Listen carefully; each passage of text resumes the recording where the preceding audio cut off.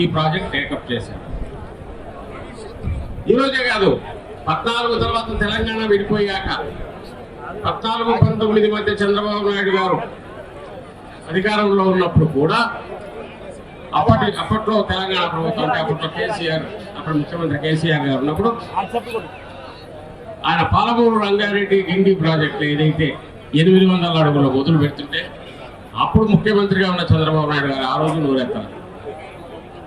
ఆ రోజు ఏమో ఓటుకు నోటు కేసు భయం, ఈరోజేమో తన శిష్యుడు అక్కడ ఉన్నాడు, శిష్యుడు ఇంకో రకమైన రిలేషన్, లేక ఇంకా లోపాయికారి ఏమేమి ఉన్నాయో వాళ్ళ మధ్య తెలియదు, లేదా హైదరాబాద్లో ఈయనకున్న ఆస్తులు ప్రొటెక్ట్ చేసుకోవడానికి, లేదా ఇంకా ఎలాంటి కారణాలు మనకు తెలియదు.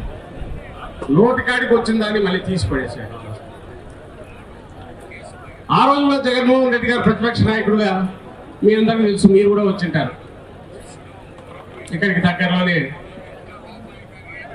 జలదీక్ష చేశారు, 36 గంటల పాటు దీక్ష కూర్చున్నారు. అలాగే ఈరోజు పోతిరెడ్డిపాడు మనం చెప్పుకునేది, ఇంత ఘనంగా చెప్పుకుంటున్నా దాని చరిత్ర లేకపోయినా 40 ఏళ్ళు అంటామన్నా